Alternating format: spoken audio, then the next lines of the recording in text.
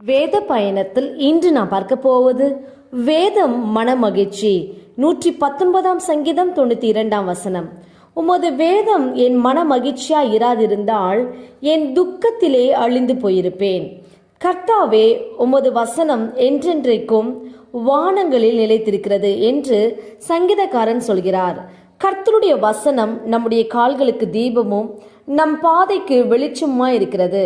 ஆம், கர்த்தருடைய வேதம் நமக்கு மன மகிழ்ச்சியா இருக்கிறது. பரிசுத்தமான வேதாகமும் நமக்கு கிடைக்காமல் இருந்திருந்தால் நாம் துக்கத்திலே அழிந்து போயிருப்போம். நாம் அழியாதபடி தேவன் தம்முடைய வசனத்தை நமக்கு கொடுத்திருக்கிறார். கர்த்தருடைய வசனம் நம்மை ஒவ்வொரு நாளும் நடத்துகிறது.